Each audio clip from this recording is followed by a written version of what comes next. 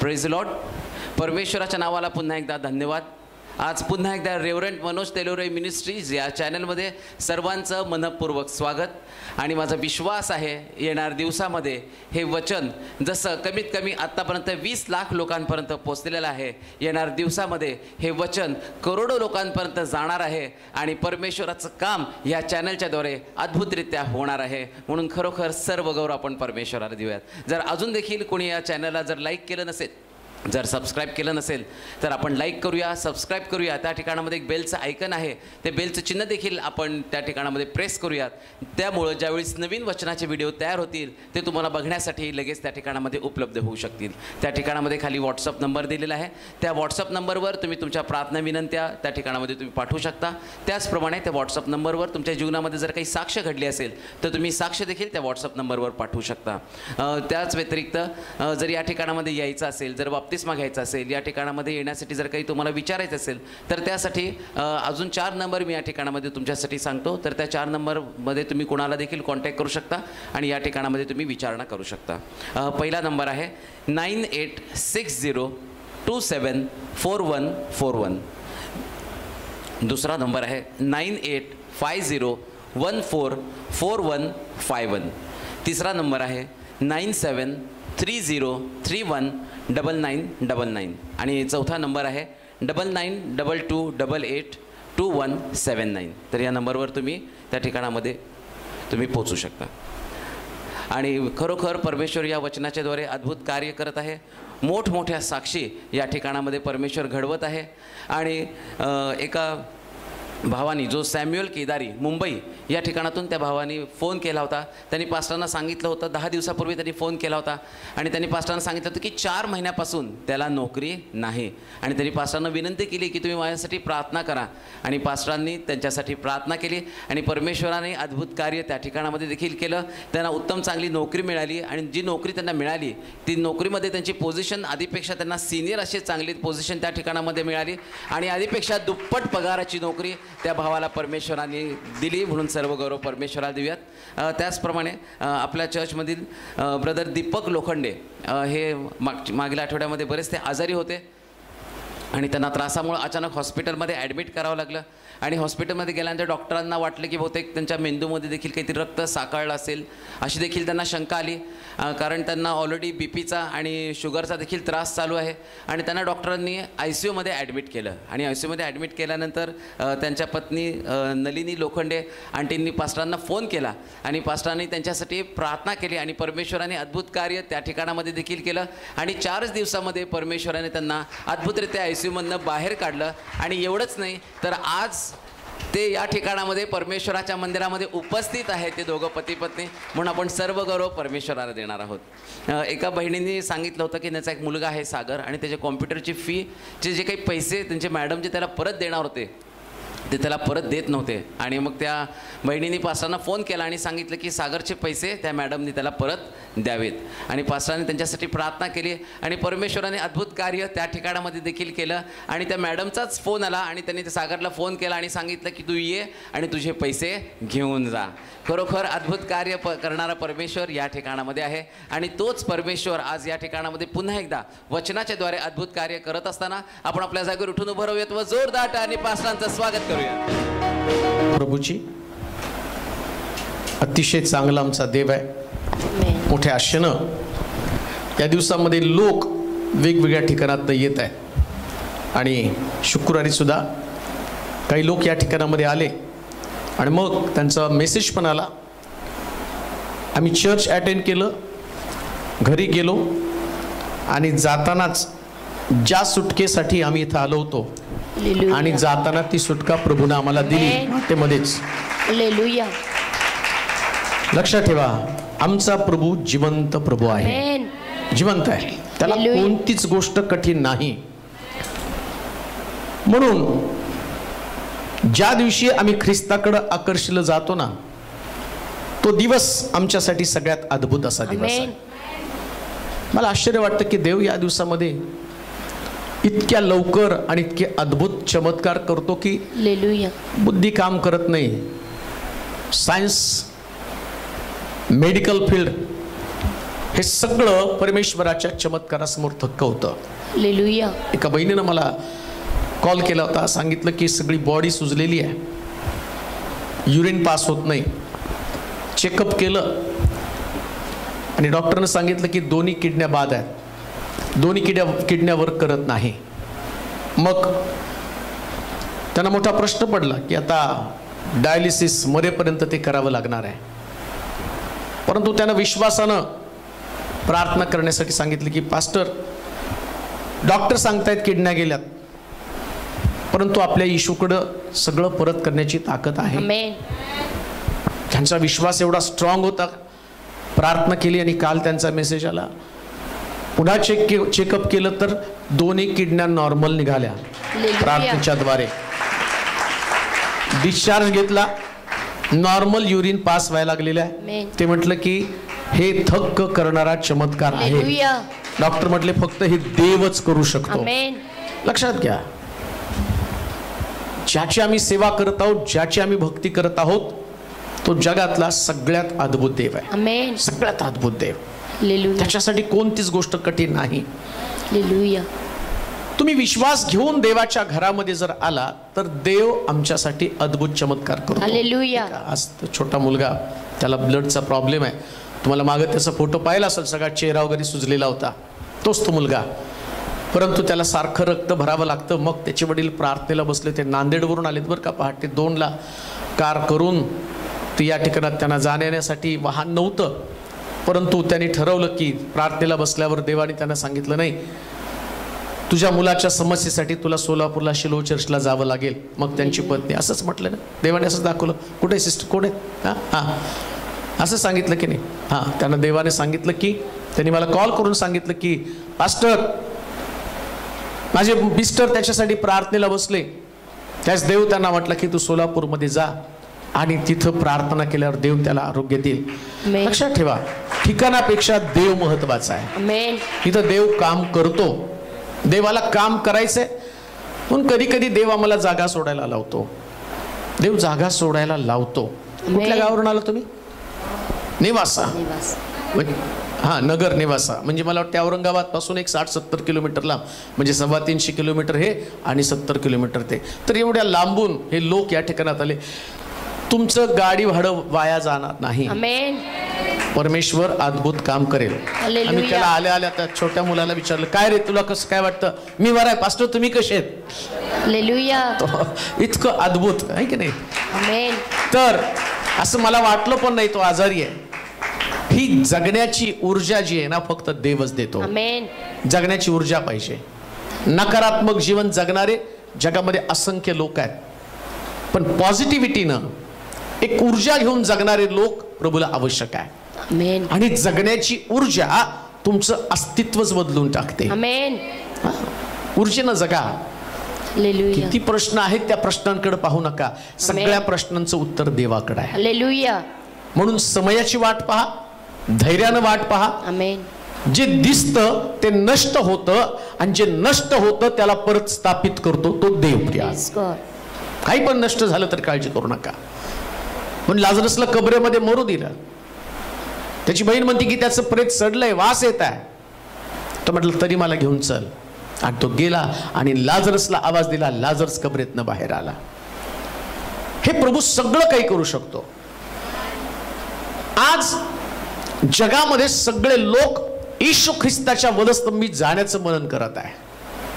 प्रभू येशू ख्रिस्त वधस्तंभामध्ये गेला, वधस्तंभावर गेला. आणि हे नुसतं बायबलमध्ये नाही सांगितलं बरं का, इतिहासाच्या पुस्तकात त्याची नोंद आहे. म्हणजे येशू ख्रिस्त वधस्तंभावरती गेला 100%. आता इतिहास लिहित असताना कोणाचा पण इतिहास लिहित नाही, जे वास्तव होतं, अस्तित्वात आहे, लोकांनी पाहिलं आणि त्याचाच इतिहास लिहिला जातो. म्हणजे इतिहासामध्ये येशू ख्रिस्ताला यहुदी लोकांनी वधस्तंभावरती दिलं याची नोंद केली गेलेली आहे. म्हणजे तो 100% वधस्तंभावरती त्याचं मरण झालेलं आहे. कोणी ऑब्जेक्शन घेऊ शकत नाही. हा त्याचं पुनरुत्थान मात्र सगळ्याला दिसलं नाही.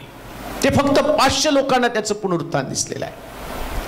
पण तरी सुद्धा सगळ्यांच्या कबरांना जर तुम्ही बघितलं तर त्याला धोंड लावली, पण येशूची कबर मात्र रिकामी आहे. त्याच्या कारण त्या कबरेमध्ये तो नाही. मग काही लोकांना वाटतं नाही त्याचं शरीर चोरून नेलं, हा त्यांचा विश्वास आहे. परंतु आमचा विश्वास प्रभू येशू ख्रिस्त कबरेतनं उठला आणि स्वर्गात घेतला गेला. मग येशू उठल्याचं चिन्ह काय, कसा विश्वास ठेवणार आहे? योहानाला दिलेलं प्रगटीकरण. येशू ख्रिस्तानं योहानाला त्याच्यानंतर म्हणजे पुनरुत्थानानंतर या येशूनं त्याला दर्शन दिलं, दृष्टांत दिला आणि त्या दृष्टांतामध्ये त्यानं प्रगटीकरणाचं पुस्तक लिहिलं. मग या प्रगटीकरणाच्या पुस्तकामध्ये जगातल्या सगळ्या घडामोडींची नोंद केली गेली आणि आम्ही पाहतो या घडामोडी घडत आहे म्हणजे येशू ख्रिस्त पुनरुत्थित झाल्याचं ते चिन्ह आहे. अगदी कम्प्युटर पासून सगळ्याची नोंद त्याच्यामध्ये आहे. अगदी मरीपासून त्याच्यात सगळ्याची नोंद आहे. युद्धाची त्याच्यामध्ये नोंद आहे. मनुष्याचं जीवन, त्याचं राहणीमान याच्या संबंधानं त्याच्यात नोंद आहे. त्याच्याकडे मला जायचं नाही. माझा मुख्य विषय काय की येशू ख्रिस्त वधस्तंभावरती गेला. पण हे वधस्तंभ शास्त्र सांगतं की वधस्तंभ आमच्यासाठी एक ताकद आहे, एक पॉवर आहे, एक शक्ती आहे. अनेक लोकांना ख्रिस्ताचा वधस्तंभ आणि दुर्बलता वाटते. एक वचन वाचा, करंथीकराचं पहिलं पत्र 1 अध्याय 18 वचन. पहिले करंथीकराचं पत्र 1 अध्याय 18 वचन. कारण ज्यांचा नाश होत आहे त्यांना वधस्तंभाविषयीचा संदेश, ज्यांचा नाश होत आहे त्यांना वधस्तंभाविषयीचा संदेश मूर्खपणाचा आहे. मूर्खपणाचा. पण ज्यांना तारण प्राप्त होत आहे अशा आपणास तो देवाचे सामर्थ्य. पुष्कळ लोकांना या वधस्तंभाचा संदेश मूर्खपण वाटतं. त्याला असं वाटतं देव असून वधस्तंभावरती कसा लटकला. चोराला पण तेच सांगितलं नाही का, तू जर देवाचा पुत्र आहेस, तू जर देव आहे, तुझी पण सुटका कर, तुमची पण सुटका कर.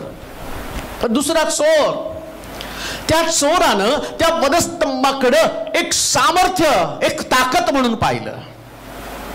याला पण ताकद पाहिजे होती पहिल्या चोराला. कसली ताकद? खाली सुटावं, चोऱ्या कराव्या, परत एकदा जगामध्ये जावं, इच्छेप्रमाणे जीवन जगावं, चोऱ्या कराव्यात, व्यभिचार करावा, जारकर्म करावं. परंतु या दुसऱ्या चोरानं तिथं असं म्हटलं, ज्यांचं तारण होत आहे त्यांच्यासाठी वधस्तंभ एक सामर्थ्य आहे. आमेन. मग सामर्थ्य म्हणजे नेमकं काय? कान देऊ नाही का? जगामध्ये तुमच्याकडे ताकद असेल, ताकदीनं तुम्ही जगावरती राज्य करू शकता. आज तुम्ही बघितलं जे रशियाचं युक्रेन बरोबरचं युद्ध आहे, जगातल्या सगळ्या लोकांना रशिया धमकी देते.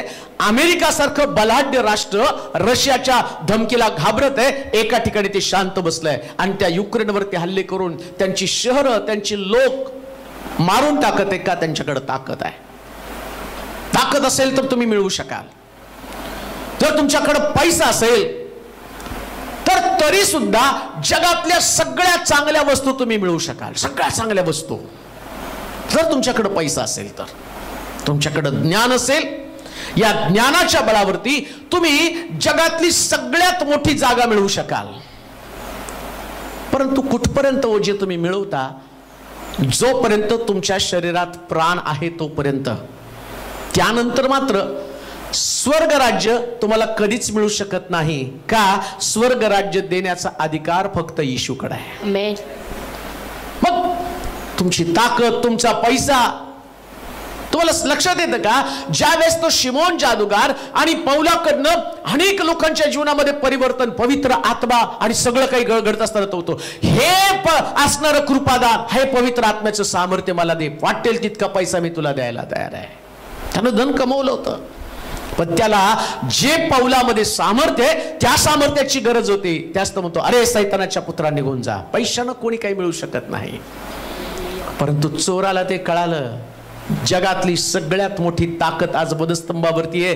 इथं पैशानं मग सगळं मिळू शकलो, पण स्वर्ग राज्य मिळू शकत नाही। आणि मग त्यानं त्या वधस्तंभाकडे पाहिलं आणि काय म्हटला, राजाधिकारणशील त्यास माझी आठवण कर।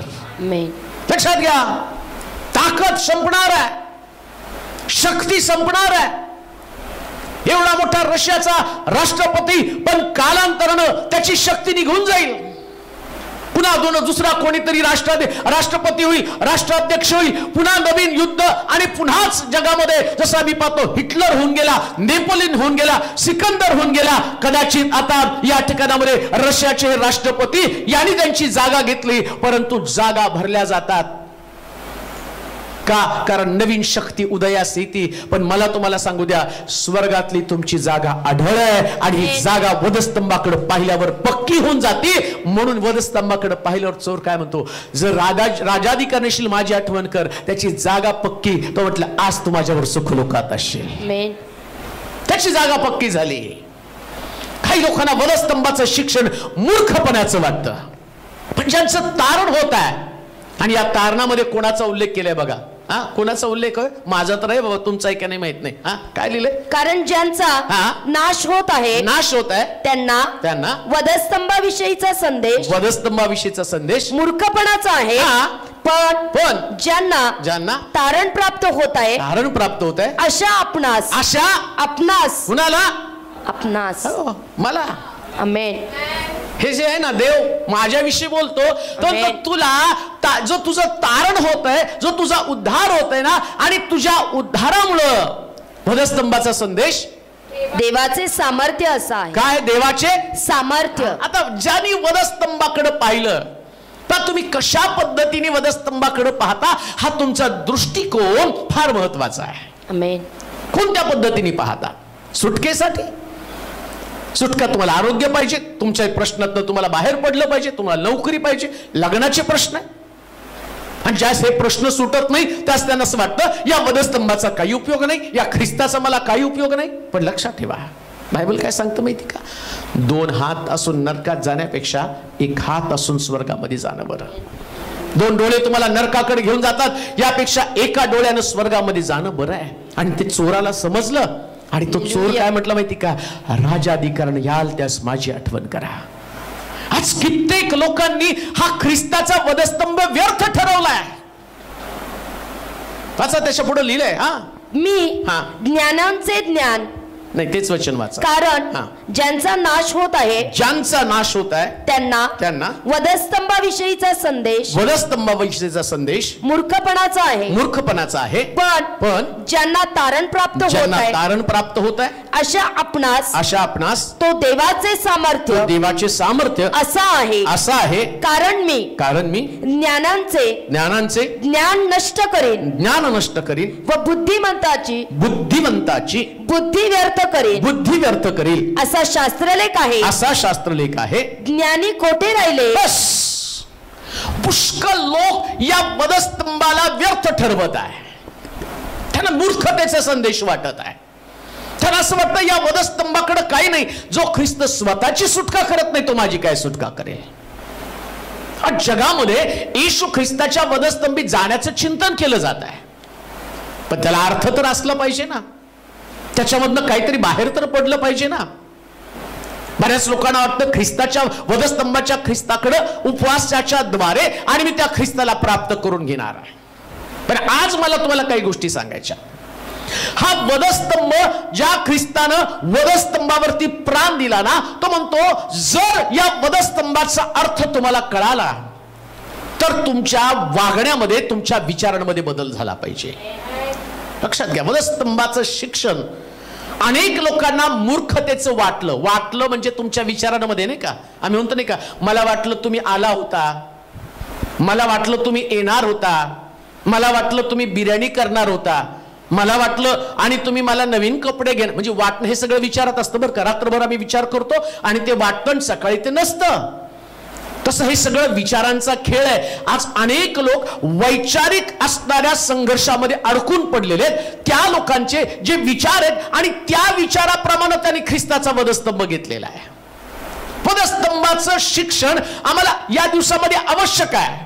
मग काही लोक या वधस्तंभाच्या ख्रिस्ताची सुवार्ता व्यर्थतेनं किंवा ख्रिस्ताचा वधस्तंभ व्यर्थ ठरवत आहे. त्याचं वधस्तंभी जाणं व्यर्थ ठरलं जात आहे. कशासाठी वधस्तंभी गेला हे आमच्या लक्षात येणं गरजेचं आहे. हा वधस्तंभ सार्थकी कधी ठरणार आहे? काय मी उपवास केल्यानं वधस्तंभाला अर्थ प्राप्त होईल का? लक्षात घ्या, जे करायचं ते सगळं ख्रिस्तानं करून ठेवलेलं आहे. आता तुम्हाला नव्यानं काही करण्याची गरज नाही. त्यानं प्राण दिला, त्यानं उपवास केले, सगळ्या गोष्टी त्यानं केल्या. आता फक्त विश्वास त्याच्यावरती ठेवायचा, बस. फक्त विश्वास ठेवायचा. आणि तुमचा देवावर विश्वास आहे ओळखणार कसं? एक व्यक्ती म्हणतो माझा देवावरती विश्वास आहे. कसा विश्वास आहे? नाही मग मी चर्चला येत नाही का, मी प्रार्थना करत नाही का? अहो, प्रार्थना करणं, चर्चला येणं, या सगळ्या गोष्टी ज्या आहेत ना त्या सवयीच्या गोष्टी आहेत. सवयीच्या गोष्टी. आता हा आमचा शन्ना, त्याला शाळेला, त्याला एवढी सवय आहे शाळेची, तो शाळेला नाही म्हटलं तर रडतो तो, कारण त्याला सवय लागली शाळेची. आणि माझ्यासारखा मुलगा, मला शाळा कधी आवडतच नव्हती. ती सवयीचा परिणाम आहे. चर्चला येणं, चर्चला न जाणं ही सवय आहे. रविवार आला की ते आम्हाला वाटतं की जायला पाहिजे चर्चला. पण विश्वास मात्र वेगळा असतो बरं का. विश्वास वेगळा काय?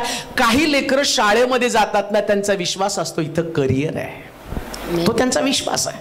ते शिक्षणासाठी जात नाही. त्यांना असं नाही वाटत की आता मला जायला पाहिजे, नाहीतर मला शाळेमध्ये शिक्षा करतील या उद्देशाने. त्यांना माहिती करिअर आहे तिथं, एज्युकेशन माझं, आणि माझं राहणीमान त्याच्यानं बदललं जाणार आहे. तसं अनेक लोक वधस्तंभाकडे येताना त्यांना कळतं, अरे स्वर्गाच्या राज्यात जाण्याचा हाच मार्ग आहे.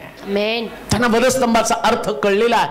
मग वधस्तंभावरचा ख्रिस्त, त्यांच्यावर त्यांचा विश्वास असताना तो बोलत असलेली प्रत्येक गोष्ट त्याच्याप्रमाणे त्याचं आचरण असतं, त्याच्याप्रमाणे त्याचं वर्तन असतं. काय केलं पाहिजे स्वर्गामध्ये जाण्यासाठी, या पृथ्वी तलावरती मी काय केलं पाहिजे, हे वधस्तंभाचं शिक्षण आम्हाला समजून घेणं गरजेचं आहे. वाचूया पहिले कोरिन्थीकराचं पत्र, पहिला अध्याय 17 पासून 21 पर्यंतची वचनं. कारण ख्रिस्ताने मला बाप्तिस्मा करावयास नव्हे तर सुवार्ता सांगावयास पाठवलं. पण ख्रिस्ताचा वधस्तंभ व्यर्थ होऊ नये म्हणून ती वाक्चातुर्यानं सांगण्यास पाठवलं नाही. कारण ज्यांचा नाश होत आहे 21 पर्यंत त्यांना वधस्तंभाविषयीचा संदेश मूर्खपणाचा आहे. पण ज्यांना तारण प्राप्त होत आहे अशा आपणास तो देवाचे सामर्थ्य असं आहे. कारण मी ज्ञानांचे ज्ञान नष्ट करील व बुद्धिमंतांची बुद्धी व्यर्थ करेल असा शास्त्रलेख आहे. ज्ञानी कोठे राहिले 21 पर्यंत. ज्ञानी कोठे राहिले शास्त्री कोठे राहिले या युगाचे वाद घालणारे कोठे राहिले देवानं जगाचे ज्ञान मूर्खपणाचे ठरवलं की नाही. कारण जग देवाच्या ज्ञानाने वेष्टित असताही त्याला आपल्या ज्ञानाच्या योगाने देवाला ओळखता आले नाही. काय सुंदर लिहिलंय. ज्यावेळेस तुम्ही वाचाल त्यातलं गाभा, त्यातला अर्थ तुम्हाला समजेल, त्यास तुम्हाला कळेल मला ख्रिस्ताचा वधस्तंभ व्यर्थ ठरवायचा नाही. मग ख्रिस्ताचा वधस्तंभ व्यर्थ ठरवायचा नाही म्हणजे नेमकं काय? फार सुंदर त्यानं पहिल्याच वाक्यामध्ये सांगितलं. जर तुम्ही वाचलं 17व्या वचनामध्ये, पहिला अध्याय 17 वचन, कोरिन्थीकराचं पहिलं पत्र, काय म्हटलं पहिलं? कारण ख्रिस्तानं मला बाप्तिस्मा करावयास नव्हे तर सुवार्ता सांगावयास पाठवले. म्हणजे जो व्यक्ती सुवार्ता सांगत नाही तो व्यक्ती ख्रिस्ताचा वधस्तंभ व्यर्थच ठरवतो. तुम्हाला कळलं वधस्तंभावरचा ख्रिस्त काय? अनेक लोक त्या वधस्तंभाच्या ख्रिस्ताकडे पाहत आहे. आणि आज जर तुम्ही बघितलं तर लोक फक्त उपवास करत आहेत, उपवास. पण तो म्हटलं तसं नाही. येशू ख्रिस्त वधस्तंभावर असताना या चोरानं शुभवर्तमान ऐकलं. कोणतं? हे बापा यांना शुभवर्तमान कोणतं आहे? जगातल्या प्रत्येक व्यक्तीला प्रत्येक पापातनं क्षमा करण्याचं सामर्थ्य या प्रभू येशू ख्रिस्ताकडे आहे. प्रत्येकाला क्षमेची गरज आहे, कारण ज्याला क्षमाच मिळत नाही तो स्वर्ग राज्यामध्ये जाणार नाही. प्रत्येक जण पापी आहे. बायबल सांगतं सगळ्यांनी पाप केलं आणि देवाच्या गौरवाला अंतरले किंवा उणे पडले असं म्हटलेलं आहे. देवाचं गौरव आहे तरी काय, पापामुळे देवाचं गौरव माणसातनं निघून गेलं. पुष्कळ लोक एकमेकाशी बोलताना मी त्यांचे डायलॉग ऐकतो. देवाच्या कृपेनं बीपी नाही, शुगर नाही, काय नाही. देवाच्या कृपेनं बघा लेकरं आहेत, चांगली मोठ्या मोठ्या पदावरती आहेत. देवाच्या कृपेनं आतापर्यंत मी 75 वर्ष 77 वर्ष 78 वर्ष खातो पितो चालतो सगळं. हो, हे देवाचं गौरव आहे. हालेलुया. हे देवाचं गौरव आहे. हॉस्पिटलमध्ये गेल्यावर डॉक्टर सुद्धा कधी कधी तुम्हाला विचारतात तुमचं वय काय, आणि मग तुम्ही म्हणलं ना 75. अहो 75 वर्षामध्ये तुम्ही एवढे ठीकठाक. हे देवाचं गौरव आहे. पण पुष्कळांच्या जीवनात ते देवाचं गौरव नाही. का? कारण बायबल सांगतं सर्वांनी पाप केलं आणि देवाच्या गौरवाला अंतरले. देवाला तुम्हाला गौरवी जीवन द्यायचंय, मग हे गौरवी जीवन मिळणार कसं? शुभवर्तमान गेलं पाहिजे. आमेन. चोरामध्ये ती आशा नव्हती. हे बाप्पा यांना क्षमा कर म्हटल्याबरोबर चोराला कळालं आज जर मी या प्रभूकडे क्षमा मागितली तर ज्याच्यासाठी जगातली तिथं ज्ञानी विचारवंत शास्त्री पुरुषी सगळ्यांचं नाव सांगितले. वाचा बरं. मी ज्ञानांचे ज्ञान नष्ट करील, ज्ञानांचे ज्ञान नष्ट करील, बुद्धिमंतांची बुद्धी व्यर्थ करील, बुद्धिवंतांची बुद्धी व्यर्थ करील. असं शास्त्रलेख आहे. ज्ञानी कोठे राहिले, ज्ञानी कुठे राहिले, शास्त्री कोठे राहिले. कोण हो? ज्ञानी. शास्त्री कुठे राहिले? या युगाचे वाद घालणारे कोठे राहिले. जगामध्ये वाद घालणारे लोक तुम्हाला सापडतील. शास्त्र घेऊन शास्त्रातला आणि कथ्याकूट करत हे खरं ते खोटं अमक तमक रविवार शब्दात शनिवार शब्दात हा आणि माता मरिया अमक तमक याच्यावर वाद घालणारे सापडतील. पण या सगळ्यावरती फुली मारून एकच गोष्ट ध्यानात ठेवा, येशूचं रक्त तुम्हाला सगळ्या पापातनं क्षमा करतं आणि या रक्ताच्या द्वारे स्वर्ग राज्य आहे. मग जो ख्रिस्ताच्या बलस्तंभाकडे पाहतो त्याच्यासाठी ते सामर्थ्य. काय सामर्थ्य? जगामध्ये पाप क्षमा करण्याचं ताकद कोणामध्ये नाही, कुठला साबण नाही, कुठली नदी नाही, कुठलं ठिकाण नाही जिथं तुम्हाला पाप क्षमा मिळेल. लक्षात ठेवा, जगामध्ये पाप क्षमेसाठी अजून सुद्धा मेल्यावर सुद्धा लोकांना वर्षानुवर्ष त्या व्यक्तीच्या मुक्तीसाठी त्यांना श्राद्ध घालावं लागेल, अंक करावं लागेल आणि तोपर्यंत त्यांना मुक्ती मिळणार नाही. परंतु बायबल सांगतं एकदा प्रभू येशू ख्रिस्तावरती विश्वास ठेवला, मग तो चोर असेल, लुटारू असेल, व्यभिचारी असेल, दरोडेखोर असेल, असं मी पाहतो याकोबाच्या विहिरीवरती त्या शमरुनी स्त्रीला येशू बोलतो तुझ्या नवऱ्याला बोलून आण. महाराज माझ्याकडे नवरा नाही. ठीक बोलली. आतापर्यंत तुझ्याकडे आणि 6 पुरुष होते, 5 पुरुष होते, 6वा देखील तुझ्या घरामध्ये, तोही तुझा नवरा नाही. ज्या दिवशी तिला कळालं मसीहा मला भेटला, बायबल सांगतं व्यभिचार करणारी स्त्री घागर तिथं टाकली, शुभवर्तमान सांगत गावाच्या बाहेर गेली. कारण तिला कळालं मला ख्रिस्त सापडला. हे शुभवर्तमान सगळ्या आणि गावामध्ये शमरोनामध्ये पोहोचलं पाहिजे. कारण देऊ नाही का? जर ख्रिस्ताचा वरस्तंभ समजला शुभवर्तमान जाईल आणि शुभवर्तमान समजलं की गावच्या गाव बदलली जातील. म्हणून अनेक लोक ख्रिस्ताचा वधस्तंभ व्यर्थ करत आहे. उपवास करण्याच्या वेळी शुभवर्तमान रॅली करा. ख्रिस्ताचा वधस्तंभ समजला ना मग गप्प बसू नका. शुभवर्तमान सांगितलंच पाहिजे. शुभवर्तमान म्हणजे काय माहिती का? तुमची लॉटरी आहे. हालेलुया. अहो जे जगात नाही असं लिहिलंय त्याच्यात ज्ञानी फार सुंदर लिहिले. वाचा बरं. मी ज्ञानांचे ज्ञान नष्ट करेन, ज्ञानांचे ज्ञान नष्ट करेन व बुद्धिमंतांची बुद्धी व्यर्थ करेन असा शास्त्रलेख आहे. ज्ञानी कोठे राहिले, शास्त्री कोठे राहिले. या युगाचे वाद घालणारे कोठे राहिले. देवाने जगाचे ज्ञान मूर्खपणाचे ठरवले की नाही. कारण जग देवाच्या ज्ञानाने आता जगामध्ये देवाचं ज्ञान देव टाकायला त्यांनी सुरुवात केलेली आहे. कालपर्यंत लोकांना तारणाचा उद्धाराचा मार्ग माहित नव्हता. मला लोक जास्त शेकडो फोन करून मला एकच सांगतात, इतकं सोपं बायबल आम्हाला समजायला लागलं. शास्त्र आम्हाला कुणीतरी एकाने सांगितलं, मी बायबल कधीच वाचत नव्हते. मला बायबल वाचली की झोप लागत होती कारण बायबल मला समजत नव्हतं.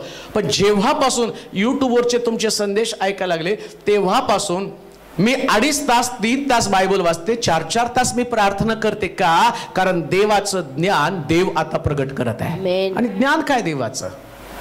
एकदम सोपं. येशूवरती विश्वास ठेवायचा, त्याच्याकडे पाप कबुली करायची, वधस्तंभाकडे पाहायचं आणि मग म्हटलं की तेरे पाप धुल सकेंगे आजही मसीह के द्वारा. सगळ्या पापांची क्षमा येशूच्या रक्ताच्या द्वारे वधस्तंभाकडे पाहिल्यावर. आणि तुम्हाला ख्रिस्ताचा वधस्तंभ सार्थक ठरायचा आहे. लक्षात ठेवा, 4 कोडी शमरोनाभोवती वेढा पडला ना, आणि परमेश्वरानं सांगितल्याप्रमाणे देवानं त्याच्या लोकांची भेट घेतली आणि मग ते गेले. 4 कोडी चालायला लागले. लक्षात ठेवा, शुभवर्तमानातली ताकद मी तुम्हाला सांगतो.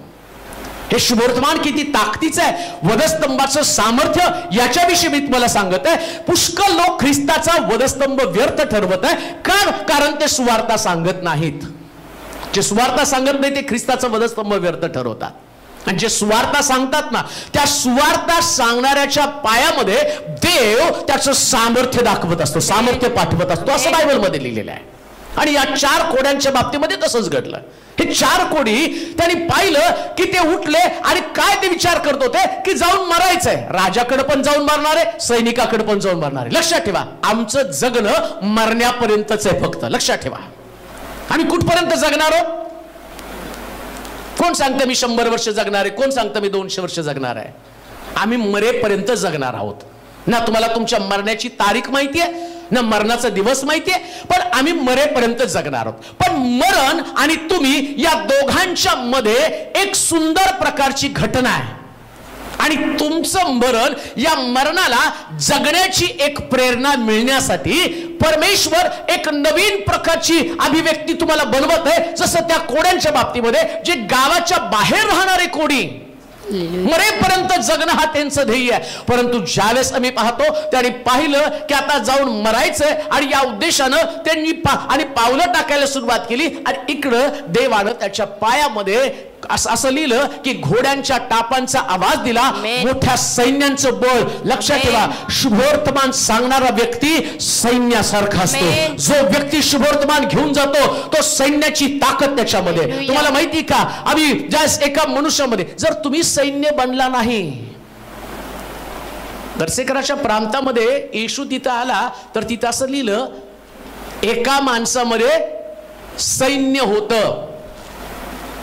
जो शुभवर्तमान सांगत नाही त्याच्यात पण सैन्य आहे, आणि जो शुभवर्तमान सांगतो त्याच्यामध्ये पण. येशू पण शुभवर्तमान घेऊन तिथं आला. आता ठरवायचंय तुम्हाला, मला प्रभूचं सैन्य बनायचंय का त्याच्या हातामध्ये पडून त्याचं सैन्य माझ्यामध्ये आणायचंय? 4 कोड्यांनी काय केलं, ते शुभवर्तमान, किंवा असं मी म्हणेल की ते निघाले आणि प्रभूनं त्यांच्या पायामध्ये घोड्यांचं बळ दिलं. राजा घाबरला. राजाला त्या लोकांना कळालं, अरे बापरे, या इस्रायलाच्या राजानं दुसरी कुमक मागवली. आणि मग ते सगळं टाकून पळाले. मग त्यांनी काय ते घेऊन नुसतं खाल्लं नाही. ते नाही म्हटले चला एक माझ्या मुलासाठी, एक माझ्या बायकोसाठी, एक माझ्या सुनेसाठी, एक माझ्या अमक्यासाठी, आणि सगळ्या नातेवाईकांसाठी साठवलं आणि ते घेऊन गेले. असं नाही, ते म्हटले आज शुभवर्तमान कळवण्याचा दिवस आहे. हा शुभवर्तमान कळवण्याचा दिवस आहे. त्यांचं शुभवर्तमान त्याच्यावर कोणी विश्वास ठेवला नाही. राजा म्हटला हा शत्रूच्या गोटातनं आलेला आहे. आणि लक्षात ठेवा, कधी कधी शुभवर्तमान तुमचं लोक लवकर स्वीकारत नाही, ते तपासलं जातं. जसं त्यांनी तपासलं. ज्यास ते तपासण्यासाठी देवाच्या मंदिरात येतील ना, 100% त्यांना खात्री पटेल हाच देव सुटका देणारा देव आहे. हाच देव सुटका देणारा देव आहे. मग शुभवर्तमान सांगण्यासाठी जो बाहेर पडेल, कारण तुम्ही तुमच्या पुरतं मर्यादित ठेवू नका. वधस्तंभाचा ख्रिस्त हा जगासाठी युनिव्हर्सल आहे. हालेलुया. त्यानं ठराविक लोकांसाठी येशूला जगामध्ये पाठवलं नाही. योहान 3:16 मध्ये सांगितलं, देवानं जगावर एवढी मोठी प्रेम केली. जगावरती त्याचं प्रेम आहे. आणि ते प्रेम तुम्हाला समजलं पाहिजे. ख्रिस्ताचा वधस्तंभ लोकांना दाखवला पाहिजे. जो वधस्तंभ तुम्हाला समजला, तो वधस्तंभ आणि जगा त्याच्याकडे वाद घालत बसण्याचं काम आम्हाला नाही करायचं. आम्हाला माहिती, बायबल सांगतं अग्नीतनं ओढून ओढून एकेकाचं तारण करा. एकेकाला ओढा अग्नीतनं, व्यसनातनं काढा त्याला बाहेर, बंधनातनं त्याला काढा बाहेर, सगळ्या सैतानी जोखड्यातनं त्याला बाहेर काढा. लक्षात ठेवा, प्रभू येशू ख्रिस्त हे नाव जरी उच्चारलं ना, तुम्हाला काही तो दुसरं करायचं नाही. सुंदर नामी दरवाजाजवळ पेत्र जाऊन म्हणतो, उठ येशूच्या नावानं. हालेलुया. फक्त हे नाव, या नावात ताकद आहे बरं का. आमेन. फक्त नावात ताकद आहे. Praise God. नुसतं ते नाव जरी उच्चारलं ना, तर त्या सैतानाला कळतं, अरे इथून जाण्याचा माझा समय आमेन. आलेला आहे. शुभवर्तमान आहे हो, हे साधी गोष्ट नाहीये. हालेलुया. माझ्या नावानं तुम्ही पित्याकडे जे काही मागाल हे शुभवर्तमान आहे तुमच्यासाठी. हालेलुया. देवाकडे तुम्ही येशूच्या नावानं जे काही तुम्ही मागाल ते तुम्हाला मिळणार. स्वस्थ बसू नका. जो स्वस्थ बसतो तो ख्रिस्ताचा वधस्तंभ व्यर्थ ठरवतो. शुभवर्तमान सांगितलंच पाहिजे. तुमच्या आजूबाजूच्या लोकांना शुभवर्तमान ऐकायचं आहे. आणि तुम्हाला माहिती का, तुमच्या शुभवर्तमानामध्ये एवढी ताकद आहे. काही लोक म्हणतात, नाही आम्ही पुष्कळ प्रयत्न करतो आणि शुभवर्तमान लोक ऐकत नाही. अहो, व्यभिचारी स्त्री, शंभरोणी स्त्री, तिचं शुभवर्तमान ऐकलं, तुमचं कॅरेक्टर तर चांगलं आहे. जर तिच्याकडनं अख्खं गाव वळतं, तुमच्याकडनं किती गावं बदलली जातील, किती गावं बदलणार आहेत, किती लोक परिवर्तित होणार आहे, किती लोकांना ख्रिस्त समजणार आहे, किती लोक ख्रिस्ताकडे आकर्षले जाणार आहेत.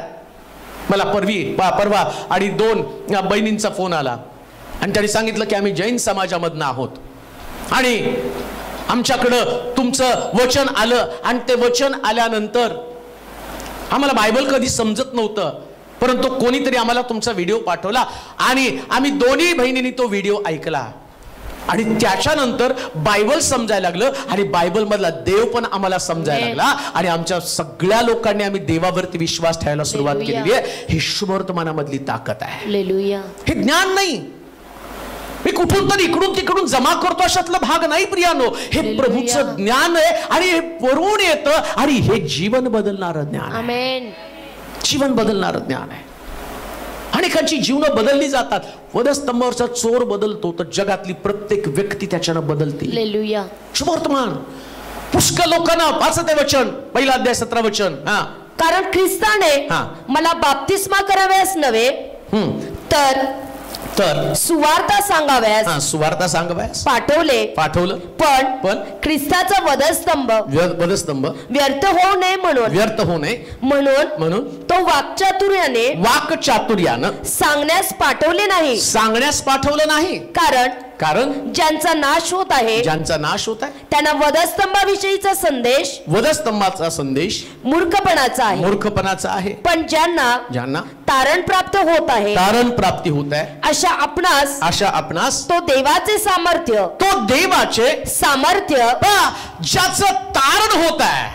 पुन्हा मी तुम्हाला सांगतो, ज्याचं तारण झालं ना त्याला वधस्तंभाचं संदेश किंवा वधस्तंभाचं संदेश होय, ती एक पॉवर आहे, एक ताकद आहे. आमेन. तुम्हाला किती समजतं मला माहित नाही, पण ज्या दिवशी तुमचं तारण झालं, ज्या दिवशी तुमच्यामध्ये ख्रिस्त आला, दुसऱ्या भाषेमध्ये मी तुम्हाला सांगतो, जर त्या मोबाईल मध्ये तुमच्या बॅटरीच नसेल ना तर तुम्हाला डिस्प्ले दिसणार नाही. मग बॅटरी जर घातली तर तुम्ही तासन तास त्याच्यावरती बस, म्हणजे मी म्हणत नाही तासन तास मोबाईलवरती बसा, पण तासन तास तुम्ही त्याच्यातलं जे फायदा आहे तो तुम्हाला उपलब्ध होऊन जातो. बरं, त्या बॅटरीमुळं तो जो मोबाईल तो पुष्कळांसाठी उपयोगी पडतो नाही का. तुम्ही सगळ्याला शेअर करता, व्हॉट्सअपवरती चांगल्या बातम्या पाठवता, पण त्याच्यात ती बॅटरीच नसेल तर एवढ्या लोकांपर्यंत जाईल का तुमचं? सकाळी उठल्यावर हजारो लोकांना, आज सकाळी उठल्यावर मी सगळ्याला पाठवून दिलं, आम्ही बरोबर 9:30ला चर्च चालू करणार, तुम्ही आमच्याकडे जॉईन व्हा, पण माझ्या मोबाईलमध्ये बॅटरीच नसती तर एवढ्या लोकांपर्यंत गेलं असतं का? पण बॅटरी चार्ज केल्यामुळं आता मोबाईलला पण एक ताकद आली आणि मोबाईलने काय केलं, सगळ्याला मी जे सांगितलं ते केलं. हीच गोष्ट आहे शुभवर्तमान, एक प्रकारच्या बॅटरीचं काम आहे. तुम्ही कसं राहत नाही तर हजारो लोकांपर्यंत, लाखो करोडो लोकांपर्यंत शुभवर्तमान घेऊन जाता. आणि शुभवर्तमान काय आहे? तुमच्यासाठी उद्धाराचा संदेश, फुकट तारण, फुकट सुटका, फुकट बंधनातनं मोकळं, फुकट पाप क्षमा, आणि ही बॅटरी तुमच्यामध्ये. आणि म्हणून म्हटलं शुभवर्तमान हे तुमच्यासाठी एक प्रकारचं सामर्थ्य आहे. आमेन. अहो, तुमच्याकडे तुमचं तारण झालं म्हणजे तुमच्याकडे सामर्थ्य आलं, आणि सामर्थ्य शुभवर्तमान आहे. हालेलुया.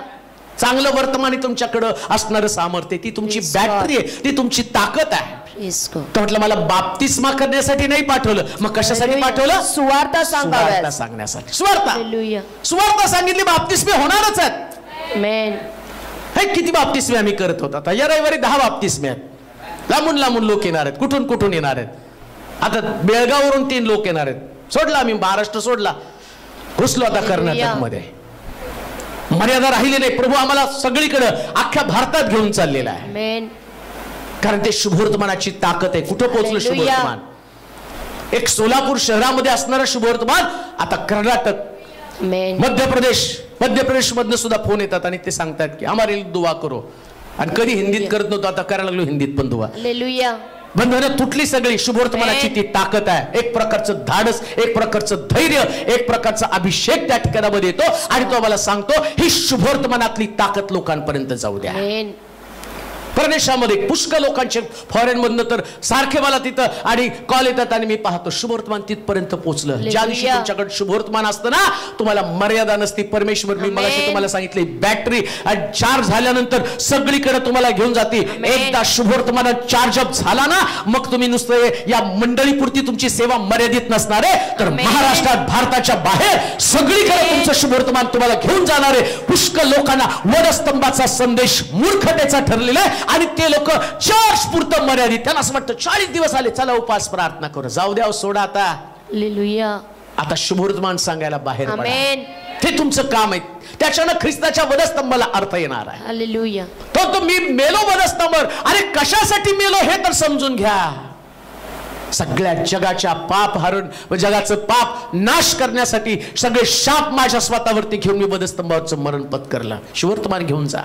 लेकरं नाही, जाऊन सांगा या प्रभू तुम्हाला लेकरू देईल. माझा ख्रिस्त त्याच्यासाठी वधस्तंभावरती आहे. किती दुर्धर व्याधी असतील, आजार असतील, त्याला 100% सांगा माझा ख्रिस्त वधस्तंभावरून तुम्हाला ते देणार आहे. त्याच्या रक्ताच्या द्वारे तुम्हाला सुटका आहे. कुणाला नोकऱ्या नसतील, हा आठवडा तर सगळ्या नोकऱ्यांचाच आठवडा होता. जर तुम्ही बघितलं असेल माझं स्टेटस, तर दिवसातनं 4-5 जण सांगत होते नोकरी लागली, नोकरी लागली. म्हटलं प्रत्येक आठवड्याला देव नवीन नवीन काही तर करतो. या आठवड्यात सगळ्याला देवाने नोकऱ्याच देऊन टाकल्या. मोठ्या मोठ्या पगाराच्या चांगल्या चांगल्या नोकऱ्या दिल्या. आणि कोण शिपवरती गेलं, कोण प्लेन चालवायला गेलं, कोण कुठं गेलं, आणि पुष्कळ आशीर्वाद अडलेले होते. देवाने सगळे आशीर्वाद मोकळे केले. कान देऊ नका, हे शुभवर्तमान आहे, हे लोकांना सांगा. आणि हे शुभवर्तमान ज्या लोकांना कळेल ना, त्या झुंडच्या झुंड प्रभूच्या राज्याकडे येईल. शुभवर्तमान ही ताकद आहे. पुढे वाचा. दुसरा पहिला मुद्दा आम्ही पाहिला, वधस्तंभ हा सुवार्ता सांगण्यासाठी आहे. तो सुवार्ता सांगत नाही, तो ख्रिस्ताचा वधस्तंभ व्यर्थ ठरवतो. लक्षात घ्या. समजलं का? सुवार्ता वधस्तंभ जर समजलं तर काय केलं पाहिजे? सुवार्ता सांगितली पाहिजे. आता प्रश्न, किती लोकांना सुवार्ता सांगितली? आता आम्हाला प्रश्न पडतो, कोणाला सांगायचो, कसं येताना कसं येता, हा माझा पहिला प्रश्न. रिक्षाने येतं का नाही? त्याला तर सांगा. त्याला बसल्यावर तो विचार कुठं जायचं तुम्हाला? ते नाही का तिथं अमोलनगर मध्ये चर्च फार गर्दी असते बघा, तिथं लोक येतात. असा आम्ही तिथं आम्ही तिथं का जातो? मग सांगाय, अहो तिथं गेल्यावर ना आम्ही रोगी पण घेऊन जातो आणि ते बरे होतात. आम्ही तिथं गेल्यावरती ना लवकऱ्या लागतात. आम्ही तिथं गेल्यावरती ना आणि लेकरं होतात. एवढं तर शुभवर्तमान इशू करतो. सांगा. ते ऐकल्यावर पहा, कुठला पण व्यक्ती आहे ना, ते ऐकल्याबरोबर त्याला वाटतं की तिथं जाऊन तरी यावं. ही बोलण्याची ताकद आहे. अहो ते एखादं गाणं जर लागलं ना, सुसाईड कर तर ते गाणं ऐकून पहा. त्या मोबाईलमध्ये यूट्यूबला वेगवेगळ्या प्रकारची व्हिडिओ आहेत. त्या व्हिडिओमध्ये कसं काय मारायचं, फाशी घेऊन मारायचं, डायझन पिऊन मारायचं, आणि ते शोधतात आणि ते बघून मरतात. मग त्याच्यात एवढी ताकद आहे, याच्यात तर जीवन देण्याची ताकद आहे. हे तुम्ही गाजवा, लोकांना कळू द्या. असंच येऊ नका चर्चमध्ये एक व्यक्तीला घेऊन या. मी तर म्हणतो रविवारी एक व्यक्तीला घेऊन येणं हे तुमच्यासाठी सगळ्यात मोठं शुभवर्तमान आहे. आणि हे शुभवर्तमान सांगत असताना हजारोंचं तारण व्हावं, लाखो लोक देवाच्या राज्यामध्ये यावं, नरक रिकामा व्हावा आणि स्वर्ग भरावा, ही देवाची योजना आहे. म्हणून या योजनेमध्ये येशू ख्रिस्ताने शेवटपर्यंत वधस्तंभावर एकच काम केलं. चोराला पण म्हटलं आज माझ्या बरोबर सुख लोकात असेल. त्यानं शेवटच्या क्षणापर्यंत शुभवर्तमान सांगितलं. गप्प राहू नका, हे शुभवर्तमान अनेक लोकांपर्यंत पोहोचलं पाहिजे. जर ख्रिस्ताचा वधस्तंभ व्यर्थ ठरू नये तर त्याच्यासाठी मला शुभवर्तमान सांगितलं पाहिजे. दुसरी गोष्ट, इफिसकराचं पत्र 2 अध्याय 14 ते 16 वचन. कारण तो आपली मूर्तिमंत शांती आहे. मूर्तिमंत शांती आहे. त्यानं दोघास एक केलं आणि मधली आडभिंत पाडली. त्याने आपल्या देहाने वैर नाहीसे केले. हे वैर म्हणजे आज्ञाविधीचे नियमशास्त्र. यासाठी की स्वतःच्या ठाई दोघांचा एक नवा मानव निर्माण करून त्याने शांती प्रस्थापित करावी. आता वधस्तंभावरती असणारा ख्रिस्त, पहिली गोष्ट तो म्हणतो की शुभवर्तमान सांगा. वधस्तंभाचा ख्रिस्त समजल्याबरोबर ख्रिस्तानं वधस्तंभावर शुभवर्तमान सांगितलं, तुम्हाला पण वधस्तंभावर शुभवर्तमान सांगितलं पाहिजे. ख्रिस्त कळाला तुम्हाला. आणि शुभवर्तमान काय? तुमच्या पापांची क्षमा करण्याचं सामर्थ्य येशूच्या रक्तामध्ये आहे. फुकट आहे. तुम्हाला जागा बदलायची का? नाही. तुम्हाला किंमत चुकवायची का? नाही. फक्त विश्वास ठेवायचा, फक्त चर्च मध्ये यायचं, प्रार्थना करायची, जीवन समर्पित करायचं, पाप कबुली करायची, पापाची क्षमा मागायची आणि ख्रिस्ताला आपलं जीवन देऊन टाकायचं. संपलं, झालं तुमचं तारण. अंतःकरणामध्ये विश्वास ठेव, मुखानं कबूल कर, तुझं तारण झालं, तुला क्षमा मिळाली. आता दुसरी गोष्ट, येशू ख्रिस्त समजला, मला पाप क्षमा मिळाली, माझं तारण झालं. मग संपलं का? आता तो विश्वासणाऱ्या लोकांना सांगतो, तुम्ही विश्वासामध्ये आला, प्रभूमध्ये आला, तुम्हाला ख्रिस्त समजला, सत्य नित्य नियमाप्रमाणे चर्च मध्ये येणारे, उपासना करणारे, आराधना करणारे लोक तुम्ही आहात. जिवंत देवाचे निवडले लोक तुम्ही आहात. तुम्हाला देवाचं वचन कळालं, देवाचं वचन तुमच्यापर्यंत आलं. मग ख्रिस्तानं वाचावर काय लिहिलं आता? कारण तो आपली मूर्तिमंत शांती आहे. कोण? ख्रिस्त. कोण शांती आमची? ख्रिस्त. तो मूर्तिमंत, येशू ख्रिस्त आमची मूर्तिमंत शांती. आणि कुठे दिसते तुम्हाला शांती? वधस्तंभावर. त्याला एवढं विचारलं की बाबा सत्य काय आहे? पिलात म्हटलं मला तुला सोडण्याचा अधिकार आहे, सत्य सांग, मी तुला सोडून टाकतो. पण त्याने सत्य सांगण्याची गडबड पण केली नाही. असं लिहिलंय, तो शांत बसला. किती शांत बसला? असं म्हटलं, लोकर कातरणाऱ्यांसमोर मेंढरानं जसं गप्प राहावं तसा तो शांत बसला. त्याच्या तोंडावरती थुंकलं तरी तो शांत बसला. इतकी शांती त्याच्यामध्ये होते. त्याच्या तोंडावरती चापटी मारल्या तरी तो शांत बसला. इतकी त्याच्यामध्ये शांती होती. त्याला बलजबूल भूतांचा अधिपती म्हटलं तरी तो शांत बसला. इतकी शांती त्याच्यामध्ये होती. आणि एवढं करून सुद्धा शास्त्र काय सांगतं? वाचा ते वचन. कारण तो आपली मूर्तिमंत शांती आहे. त्याने दोघास एक केलं आणि मधली आडभिंत पाडली. त्याने आपल्या देहाने वैर नाहीसे केले. काय केलं? वैर नाहीसे केले. ज्याला ख्रिस्त कळाला, ज्याला वधस्तंभावरचा ख्रिस्त कळाला, तर तो पहिल्यांदा वैर नाहीस करण्यासाठी पहिलं पाऊल टाकतो. First step. उपास नाही बरं का. उपास करण्यापेक्षा एकमेकांमध्ये जी भांडण आहेत, वैर आहे, कोणत्या कारणानं वैर धरलेलं आहे तुम्हाला माहिती का?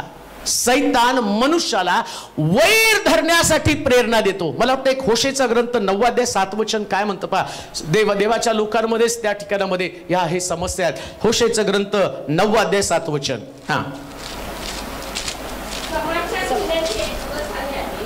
समाचार घेण्याचे दिवस आले आहेत. प्रतिफळाचे दिवस आले आहेत. इस्रायलास हे समजून येईल तुझ्या दोष राशीमुळे तुझ्या अतिवैरामुळे संदेष्टा मूर्ख असा बनला आहे. आत्मसंचार झालेल्याला वेड लागले आहे. काय झालं? वेड लागले. म्हणजे जो वैर धरतो तो कोण आहे? तुम्ही सांगा की. वैर धरणारा कोण आहे? वेडा. आत्मसंचारामुळं. आत्मसंचार म्हणजे काय? माझ्यामध्ये मीच फिरत असतो. मी फिरत असतो आतमध्ये, दुसरं कोण फिरत नाही, मी. आणि ज्याला ख्रिस्त कळाला, पौल म्हणतो आता मी माझ्या ठाई संचारत नाही, राहत नाही, म्हणजे संचारत नाही. मग आता कोण संचारतो? आणि ख्रिस्त जर आतमध्ये फिरायला लागला, दुसऱ्या भाषेमध्ये मी तुम्हाला सांगतो, मस्त बिर्याणीचं जेवण जेवा आणि त्याच्यानंतर कारल्याचा रस प्या, काय होईल? अंदर का बाहेर? जेवढं आतमध्ये ते काय होईल? बाहेर येईल. मग वलांडणाच्या सणासंबंधानं सांगितलं नाही का, कोकऱ्याचं मांस विस्तवावर भाजा आणि ते खा, आणि नंतर काय खा? कडू भाजी खा. मग आम्ही ते वाचतो कडू भाजीवर मांस खायचं, पण सांगण्याचा उद्देश काय? जे आत गेलं ते बाहेर निघू द्या. देवाचं वचन पण काही गोड नाही हो, ते कडूच आहे. हालेलुया. पुष्कळ लोक म्हणतात ना, मलाच मारलं, माझ्यावरच उपदेश केला त्याने, मुद्दाम केलं. बरेच लोक म्हणतात अहो तुमचे उपदेश टोचतात. तुम्हाला कोणी सांगितलं माझे उपदेश स्पंज सारखे तुम्हाला गुळगुळीत आणि कापूस घेऊन फिरून फिरून गुदुगुदू? मला गुदुगुदू करायला नाही, धू व्हायला पाठवलेले. हालेलुया. हालेलुया. येशू म्हणतो मी आग पेटवण्यासाठी आलेलो आहे. हालेलुया. हे देवाचं वचन जे आतमध्ये जातं, वधस्तंभावरचा ख्रिस्त ज्याला समजला, जे कडू भाजी सारखं वचन आतमध्ये जातं, ते आतमधला वैरभाव बाहेर काढून टाकतं. आमेन. वैर कधीच तुमच्यामध्ये असता कामा नये. हालेलुया. कधीच नाही प्रियांनो. उपवास, प्रार्थना आणि त्याच्यामध्ये वैर, वध ख्रिस्ताचा वधस्तंभ व्यर्थ ठरलेला आहे. कलह तुमच्यामध्ये आहेत, एकमेका संबंधानं माझं अंतःकरण आणि कलुषित बनलेलं आहे. बायबल सांगतं येशू ख्रिस्तानं या जगामध्ये वधस्तंभावर मरण्याच्या अगोदर हेरोदाचं आणि पिलाताचं वैर त्यानं नष्ट करून टाकलं. त्यानं एंट्री मारल्याबरोबर वधस्तंभी जाण्याच्या अगोदरच असं म्हटलं, त्या कोर्टामध्ये त्याला पाठवलं, पिलातानं हेरोदाकडे पाठवलं, हेरोदानं पुन्हा पिलाताकडे पाठवलं, आणि तिथं स्पष्ट देवाच्या वचनामध्ये लिहिलं त्यांचं वैर येशूमुळे संपुष्टात आलं. असं लिहिलंय, त्या वचनात पण लिहिलंय. त्यानं वाचावर काय लिहिलं? त्यानं, कारण त्याने आपल्या देहानं वैर नाहीसे केले. कशानं नाही वैर नाहीसं केलं? देहाने. त्यानं देहानं वैर नाहीसं केलं. मग तुमच्या देहात वैर कसं काय? मग उपास तर आम्ही करतो ना, चर्चला तर आम्ही जातो ना, प्रार्थना तर आम्ही करतो ना, प्रभोजन तर आम्ही घेतो ना, बाप्तिस्मा तर आमचा झालाय ना, शुभवर्तमान तर आम्हाला कळालं ना, सगळ्या गोष्टी तुम्हाला कळाल्या. मग तरी सुद्धा येशू ख्रिस्ताच्या वधस्तंभा संबंधानं तिथं तुम्ही पाहिलं तर बायबल सांगतं वधस्तंभ एक पावर आहे. हालेलुया. काय पावर आहे हो? न बदलणारे लोक सुद्धा वधस्तंभानं बदलतात. हालेलुया. ज्याला ख्रिस्ताचा वधस्तंभ कळला ना, अनेक वर्षाचं वैर त्यांचं निघूनच जातं. समेट. हालेलुया. पटत नाही हा शब्दच येत नाही, मला ही व्यक्ती आवडत नाही हा शब्दच येत नाही. कारण का आतमध्ये गेलेली कडू भाजी जी आहे ना, आधीच आम्ही कडू आणि देव त्यात अजून कडू खायला घालतो. लोहा लोहे को कडू कडू को काढताय, कडू कडूला बरोबर काढतं. मग एकदा सगळं कडू पण बाहेर निघल्याबरोबर पहा परिवर्तन हे फार मोठी गोष्ट असते. हालेलुया. एकमेकाचे कट्टर दुश्मन, ज्यांनी ख्रिस्ताला वधस्तंभी देण्याचं फरमान काढलं ते एक झाले. त्यांच्यातलं वैर ख्रिस्तानं नाहीसं केलं. आम्ही तर त्याच्या रक्तानं धुतले गेलेले त्याचे लोक आहोत. त्याची निवडलेली संतती, त्याची प्रजा, त्याचे लोक, एका कुटुंबातले सदस्य, एका घरामधले लोक, एका परिवारातले लोक. बऱ्याच मंडळांमध्ये जर तुम्ही बघितलं तर मंडळांमध्ये एकाच वेदीवरती चढतात, एकाच आणि त्या वेदीमध्ये सहभागी होतात आणि मेजामध्ये सहभागी होतात, पण तरी सुद्धा त्यांच्यामध्ये वैर आहे आणि त्याच्यामुळं मंडळीमध्ये देवाचं काम नाही. पण ज्या मंडळीला ख्रिस्ताचा वधस्तंभ समजला त्यांचं वैर निघून जातं आणि मंडळी एका दिलाची, एका चित्ताची होऊन प्रभूचं काम करतं. आणि पवित्र शास्त्र काय सांगतं माहिती का? त्यांच्यामध्ये तारण पावत असलेल्या लोकांची हजारोच्या संख्येने भर पडते. आमेन. सैतानाचं काम आहे लोकांमध्ये वैर निर्माण करणं. पण ही गोष्ट ध्यानात ठेवा, जगात कोणीच व्यक्ती परफेक्ट नाही हे पहिले ओळखून घ्या. हालेलुया. बरेच लोक मला प्रश्न करायचे, नाही तुम्ही सांगताना त्यांना क्षमा करा, मग त्यांना नाही कळत का? मला नेहमी एक जण डायलॉग म्हणतो, भाईसाहेब तुम्ही सांगताना ते पण वचन ऐकतात, मग त्यांनी पण केलं पाहिजे ना. प्रॉब्लेम तुला स्वर्गात जायचं का त्यांना? हालेलुया. रात्री झोपताना प्रार्थना तर तुम्ही करता, आज आला तर घेऊन जा. कसं घेऊन जाईल? वैरच तुमचा अजून संपायला तयार नाही, अजूनही तुमच्यातला द्वेष, तुमच्यातला कुटुंबामध्ये एकमेका संबंधानं वैर आहे, स्पर्धा, ईर्ष्या आहे कुटुंबात. लांब तर जाऊ नका, कुटुंबात पण ते प्रॉब्लेम आहे. पती पत्नीमध्ये आनंद वाटतो या दिवसामध्ये. मला एका आंटीने फोन केला होता आणि सांगितलं की गेली 6 महिने माझ्या मुलीला तिचा नवरा लक्ष द्यायला तयार नाही, लेकरं पण टाकली, मुलगी पण टाकून दिली. पण आता प्रार्थना केल्याबरोबर त्याचं मन देवानं बदललं. मला चांगलं आठवतं की त्यांनी सांगितलं की आता उद्या आमची बैठक आहे, ती त्याच्या घरचे लोक येणार आहेत आणि आम्ही पण जाणार आहोत आणि मग तिथं डिस्कशन होणार आहे. मग माझ्या मुलीचा किती दोष आहे, यांचा किती दोष आहे, ही सगळी चर्चा होणार आहे. काहीतरी करा, प्रार्थना करा. आणि मला ते काय विचारायला लागले, आणि काय बोलावं सांगा. आता मी सांगितलं माझ्यामुळे जास्त लागलं तर माझ्यावरच येणार. माझ्या बुद्धीने काय सांगणार आहे, मला काय संसार कळतो नाही का, मला काय कळणार आहे त्यातलं. मी म्हटलं काय नाही, मी प्रार्थना करतो, देव तुम्हाला शब्द सुचवेल. एका वाक्यात उत्तर दिलं, सोडून टाकलं. म्हटले नाही होते, खूप भांडखोर लोक आहेत आणि त्याला सांगण्यासाठी मला तुमचं मार्गदर्शन हवं आहे. त्याला असं वाटलं की एवढं टीव्हीवरून सांगतात म्हणजे यांना सगळंच माहिती आहे. ते वेगळं, हे वेगळं, फॅमिली वेगळी आहे, पण पवित्र आत्मा सर्व काही जाणतो. मग तो नाही म्हणला, तू मूक उघड आणि काय बोलायचे शब्द त्यास मी तुला देईन. आणि मी तशीच प्रार्थना केली. तेव्हा यांच्या मुखातनं असे शब्द बाहेर पडू दे की तिथून समेट होऊ दे, वाद वाढू देऊ नकोस. आणि मग ती बैठक बसली. बैठकीत बसल्याबरोबर पहिला शब्द त्यांच्यातनं काय निघाला, त्यांनी सांगितलं मला. पहिला शब्द निघाला, झालं गेलं सगळं विसरून जा, आता परत एकदा दोघाला नवीन जगण्याची संधी द्या. आणि त्यांनी मला तसं सांगितल्यावर मला मोठा आनंद. अरे पास्टर, माझी मुलगी नांदायला गेली हो, कारण देव वैर नाहीस करणारा देव आहे. हे शक्य आहे. ज्याला ख्रिस्त कळाला तो वैर नष्ट करून टाकतो. प्रिया, वैर सोडून द्या.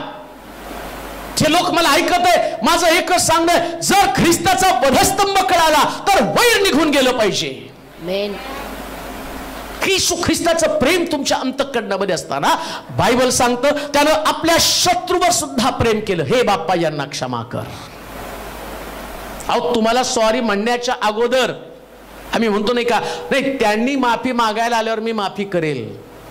येशू ख्रिस्त तिथं माफी न मागताच म्हटला, हे बाप्पा यांना क्षमा कर. हे बायबल आहे. यानं वैर संपतं. वाट बघत बसू नका माफी मागण्याची. मला आठवतं की एक बाळक माझ्याकडे भेटायला आला होता. भेटला, खूप चर्चा केली आणि मग त्याला ते सिद्धांत मी बायबल मधले सांगितले. म्हटलं खरं बायबल जर तुला पाळायचं असेल, सेवेमध्ये पुढे जायचं असेल ना, तर एक गोष्ट ध्यानात ठेव, समोरच्या व्यक्तीवरती प्रेम करायला शिक. असं समजू नको की तो व्यक्ती परफेक्ट आहे, असं समज त्या व्यक्तीला काही समजत नाही आणि त्या व्यक्तीला मला स्वर्गामध्ये न्यायचंय, तर ते अंतःकरण तुझ्याकडे असलं पाहिजे. मिनिस्ट्रीमध्ये पुष्कळ लोक दोषारोप करतील, तुला खाली पाडतील आणि तुझ्या अपरोक्ष बोलतील, पण ही मिनिस्ट्री करत असताना प्रभूचं अंतःकरण तुझ्यामध्ये असलं तरच तो मिनिस्ट्री करू शकेल. आणि त्याला मी अर्धा एक तास ते समजावून सांगितल्यावर तो इतका भारावून गेला. आणि जाताना त्याच्या मनामध्ये एकच होतं, आता गेल्यावर माझ्या मामाचं आणि माझं बऱ्याच वर्षापासून पटत नाही, मी गेल्यावर पहिल्यांदा आणि तिथं उतरणार आहे आणि जाऊन त्यांना म्हणणार आहे, मामा मला क्षमा करा, मी पण त्यांना क्षमा करणार आहे. आणि त्याच्या डोक्यात ती चर्चा करत करत करत करत तो बिचारा गावाच्या जवळ आला आणि तेवढ्यात त्याला बातमी आली की त्याचा मामा मेला. आणि तो इतका रडायला लागला, इतका रडायला लागला. तो म्हटला, ही गोष्ट मला आधी कळाली असती तर माझ्या मामाला आणि मी क्षमा करू शकलो असतो, मामाने मला क्षमा केली असती. आणि आता मला ते राहवत नाही, माझ्यामुळं, माझ्या अहंकारामुळं आज ही व्यक्ती माझ्यापासून गमावली, परंतु आता मला ते सत्य कळालं. देवाचे प्रिय लोको, हे वैर असंच आहे. एक दिवशी ज्याच्या संबंधानं तुम्ही वैर धरलं तो व्यक्ती मरून जाईल, जग सोडून जाईल. वैर वैर संपणार नाही, व्यक्ती संपेल, परंतु आम्हाला दोघाला पण संपवायचं नाही, आम्हाला टिकवायचंय आणि प्रत्येकाला प्रभूच्या जवळ आणायचं आणि त्याच्यासाठी आमच्यातलं वैराची भावना संपुष्टात यायला पाहिजे.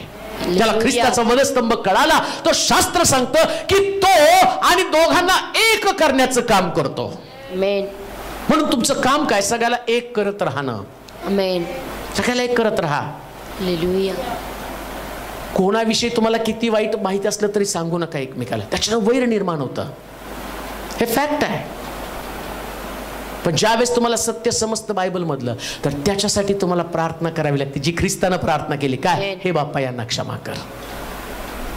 तो पाढा वाचत बसला नाही, याने माझ्या तोंडावर थुंकलं, तो असं नाही म्हटला कोणाला क्षमा कर? ज्याने माझ्या तोंडावर थुंकलं, ज्याने माझ्या गालावरती चापटी मारल्या, ज्यानं माझी पाठ सोल, त्यानं कुठल्याच गोष्टी बोलला नाही. त्याला माहिती हे काय करतात ते त्यांना हे समजतच नाही. त्यांना ते जे करतात ते त्यांना कळत नाही. कळत असता तुम्हाला कळालं म्हणून म्हटलं तुम्ही जगातले ज्ञानी लोक आहात. हे रहस्य तुम्हाला कळालं. हे जगणं फार सुंदर आहे बरं का. जगायचं तर देवाच्या वचनात जगा. इतकी शांती असती ना, रात्री झोपताना समाधान असतं. आज जर आला तर मी त्याच्या बरोबर जाईल, त्याच्या संगती मी राहणार आहे. मग तुम्हाला कोणा व्यक्तीचा धोका नसतो, कोण व्यक्ती तुम्हाला डिस्टर्ब करू शकत नाही. शास्त्र सांगतं त्यानं मूर्तिमंत शांती म्हणून स्वतःला वधस्तंभावरती प्रेझेंट केलं. तुमच्याही अंतःकरणाची शांती ज्या दिवशी तुम्ही वैर नाहीसं करायला, तुमच्या अंतःकरणाला कोणीच अस्वस्थ करू शकत नाही. कोणी नाही प्रियानो, कोणीच नाही करू शकत. ना तुमचा पती, ना तुमची पत्नी, ना तुमचे लेकरं, ना तुमचे नातेवाईक, ना तुमच्या कामाच्या ठिकाणावरचा तुमचा अधिकारी. सगळ्यांना प्रभू आणि तुमच्यामध्ये आणि त्यांच्यामध्ये बदल करेल. आणि म्हणून वैर भाव नष्ट करणार असं होशेचं पुस्तक 9:7 परत वाचा. हा, होशे 9:7. समाचार घेण्याचे दिवस आले आहेत, प्रतिफळाचे दिवस आले आहेत. इस्रायलास हे समजून येईल तुझ्या दोष राशीमुळे तुझ्या अतिवैरामुळे संदेष्टा मूर्ख असा बनला आहे. आत्मसंचार झालेल्याला वेड लागलंय. लक्षात घ्या, ज्यावेळेस मनुष्य जास्त काळ वैर धरतो, बायबलच्या दृष्टिकोनातनं तो वेड लागलेला मनुष्य आहे. कोण आहे? पागल. आणि ते सांगतायत अजून माझी खुन्नस आहे बरं का. अरे पागल आहे तू शहाणा आहेस का? बायबलमध्ये तर दिलंय की तुझा राग सूर्यमावळ्याच्या आत, म्हणजे दुसऱ्या दिवसापर्यंत वैर धरणारा मेंटल मध्ये त्याला ऍडमिट केलं पाहिजे असं शास्त्रात लिहिलंय. मग तो संदेष्टा जरी असला तरी दुसऱ्याच दिवशी त्याला उचलून शॉक ट्रीटमेंट दिली पाहिजे. शास्त्रात लिहिले, मी मंच नाही सांगत. म्हणून बायबल समजलं पाहिजे. बायबल समजलं ना, विचारांमध्ये फरक बनतोच. ज्याला बायबल समजत नाही त्याचा प्रॉब्लेम निर्माण होतो. अजून एकच गोष्ट आपण पाहूया. कोण ख्रिस्ताचा वधस्तंभ व्यर्थ ठरवतो? तर त्याच्यामध्ये आम्ही पाहिलं, जो शुभवर्तमान सांगत नाही तो ख्रिस्ताचा वधस्तंभ व्यर्थ ठरवतो. जो अनंत काळ, जास्त काळपर्यंत वैर ठेवतो तो पण ख्रिस्ताचा वधस्तंभ व्यर्थ ठरतो. मग तो संदेष्ट असेल, मग तो धार्मिक व्यक्ती असेल, परंतु आत्मसंचार करणारा व्यक्ती हा ख्रिस्ताचा वधस्तंभ व्यर्थ ठरवतो. फिलिप्पियराचं पत्र 2 अध्याय 8 पासून 11 पर्यंतची वचनं. हा, माझ्या ठाई असलेला ख्रिस्त येशूच्या येशू ख्रिस्ताच्या कळवळ्यानं मी तुम्हा सर्वांसाठी किती उत्कंठित आहे याविषयी देव माझा साक्षी आहे. माझी ही प्रार्थना आहे की तुमची प्रीती. फिलिप्पियराचं पत्र 2 अध्याय 8 ते 11 वचनं. आणि मनुष्य प्रकृतीचं असे प्रगट होऊन त्याने मरण आणि तेही वधस्तंभावरचे मरण सोसलं येतपर्यंत आज्ञापालन करून त्याने स्वतःला लीन केलं. यामुळे देवाने त्याला अत्युच्च केले आणि सर्व नावापेक्षा जे श्रेष्ठ नाव ते त्याला दिलं. यात हेतू हा की स्वर्गात कशात हेतू म्हणजे ख्रिस्ताचा वधस्तंभ त्यानं आणि वधस्तंभावरती मरावं, त्याच्यामध्ये हेतू काय होता? काय हेतू होता आता तिथं सांगितलं? स्वर्गात पृथ्वीवर व पृथ्वी खाली प्रत्येक गुडघा येशूच्या नावानं टेकला जावा आणि देवपित्याच्या गौरवासाठी प्रत्येक जीवेनं येशू ख्रिस्त हा प्रभू आहे असे कबूल करावे. ज्याला ख्रिस्ताचा वधस्तंभ समजला, ऐका, ख्रिस्ताचा वधस्तंभ व्यर्थ कोण ठरवतो?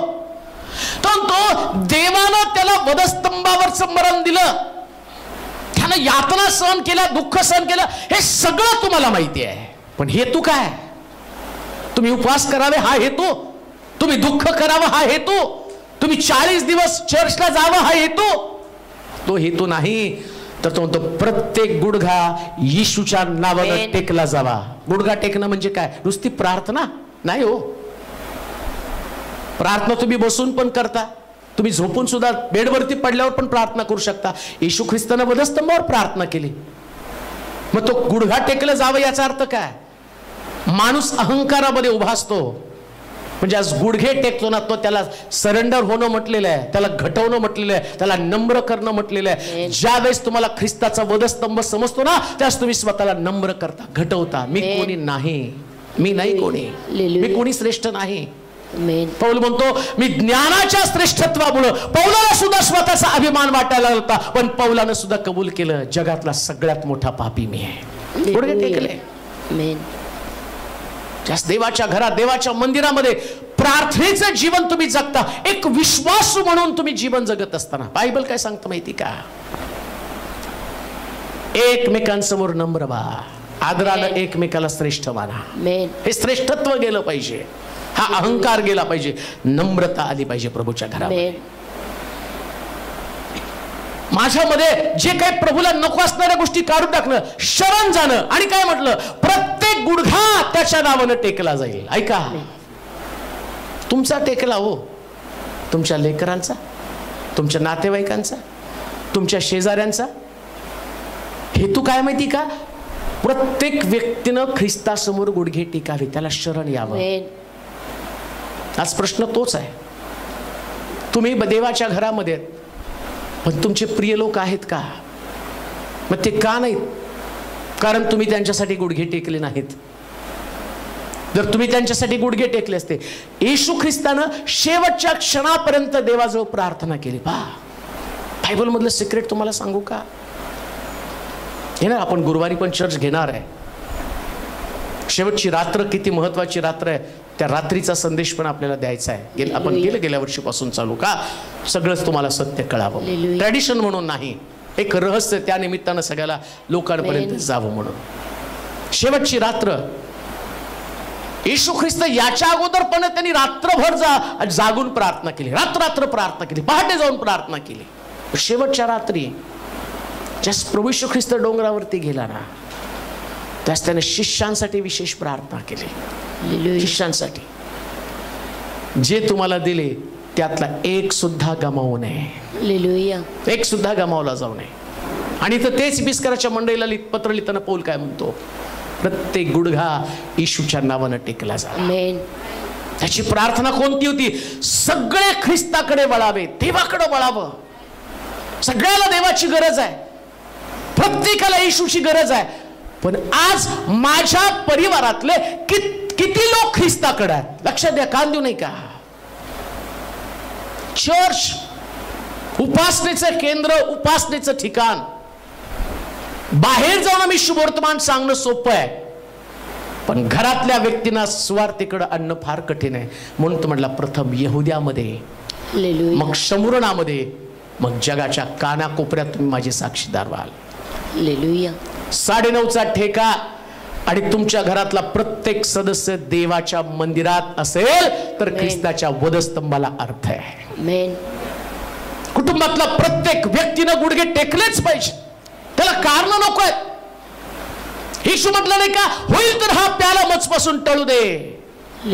आम्ही देखील कधी कधी म्हणतो कदाचित या रविवारी चर्चला मला जाणं जमणार नाही आणि मी ते टाळणार आहे, आणि तुम्ही टाळता. मला 9:30ला चर्चला जाता येणार नाही आणि तुम्ही तुमच्या हिशोबाप्रमाणे येता, ख्रिस्ताचा वधस्तंभ तुम्ही व्यर्थ ठरवतात. बायबल सांगतं देवानं ठरवलेल्या वेळेची पूर्तता झाली आणि ख्रिस्त या पृथ्वी तलावरती आलं. त्यानं वेळ पाळली. हालेलुया. त्यानं वेळ पाळली. आमच्या वेळेचं काय? आम्ही आमच्या परिवारातल्या लोकांना ते शिकवत आहोत का? लक्षात ठेवा, तुम्ही तुमच्या समयाप्रमाणे जर देवाच्या घराकडे आगेकूच करत आहात ना, तर तुम्ही ख्रिस्ताचा वधस्तंभ व्यर्थ ठरवतात. आमेन म्हणाल का? आमेन. जरा जोरात आमेन उद्या. आमेन. माझी जबाबदारी आहे. मी दुसऱ्याला शुभवर्तमान सांगण्याच्या अगोदर घरातल्या सगळ्याला काढलं पाहिजे. चर्चची वेळ आहे. इझी आहे दुसऱ्याला सांगणं, इझी आहे दुसऱ्याला सांगणं. प्रत्येक गुडघा, असं लिहिले, वाचा बरं. प्रत्येक यात हेतू हा की स्वर्गात पृथ्वीवर व पृथ्वी खाली. कुठं? पृथ्वी खाली. पृथ्वीच्या खाली काय? अधोलोक. देवाची इच्छा आहे तर अधोलोकात पण गुडघे टेकले पाहिजे. वर स्वर्गात तर टेकतायत. तुम्ही प्रकटीकरणाच्या पुस्तकात बघितलं तर तुम्हाला दिसेल, राजे आपला मुकुट काढून त्याच्या चरणाजवळ ठेवत आहेत आणि व 24 वडील त्याच्या समोर उपडे पडून निरंतर त्याची स्तुती करत आहे, त्याची आराधना करत आहे. स्वर्गामध्ये निरंतर उपासना, निरंतर आराधना, निरंतर गुडघे टेकले जात आहे. आणि तो म्हणतो मी ख्रिस्ताला वधस्तंभी यासाठी पाठवलं, जे स्वर्गात आहे त्यांच्यासाठी मी त्यांना वधस्तंभावर दिलं नाही, तर पृथ्वीवर असणाऱ्या लोकांसाठी मी त्याला वधस्तंभी दिलेला आहे. हेतू हा की प्रत्येक गुडघा टेकला जावा. आमेन. हे फोर्स करा, हे ऑप्शन नाही, ही एक्सक्यूज नाही, ही तुमची आणि माझी जबाबदारी. काय? ख्रिस्ताचा वधस्तंभ सार्थ ठरावा. आमेन. रोज उठल्यावर तुम्ही फोर्स करा तुमच्या कुटुंबातल्या लोकांना, अट्रॅक्ट करा त्यांना देवाकडं. त्यांना सांगा, त्याचं महत्व पटवून द्या. जसं शिक्षणाचं महत्व पटवून दिलं, जसं तुम्ही घराचं महत्व पटवून दिलं, लग्नाचं महत्व पटवून दिलं, करिअरचं महत्व पटवून दिलं, तुम्ही जीवनातल्या तुमच्या नातेवाईकांचं, आपल्या लोकांचं महत्व पटवून दिलं, तसं ख्रिस्ताचं महत्व पटवून दिलं का? तो वधस्तंभी यासाठी गेला की प्रत्येक गुडघा टेकला जावा. आमेन. प्रत्येकानं प्रार्थना करावी. आणि एवढंच नव्हे तर तो काय म्हटला, तो ख्रिस्त काय आणि त्या प्रत्येक जिभेनं येशू ख्रिस्त काय आहे? तो प्रभू आहे. प्रभू कोण आहे? येशू. प्रभू म्हणजे मालक. तुमच्या घरामध्ये प्रत्येकाला मालक बनवू देऊ नका. मालक म्हणजे माझ्या मर्जीप्रमाणे, माझ्या मर्जीप्रमाणे. ज्या परिवारामध्ये लोक आपल्या मर्जीचे प्रभू बनतात, त्या ठिकाणात, त्या घरासाठी येशू ख्रिस्ताचा वधस्तंभ व्यर्थ ठरतो. लक्षात घ्या. मग तुमच्या जिभेनं काय म्हटलं पाहिजे? सगळ्यांचा प्रभू येशू ख्रिस्त आहे.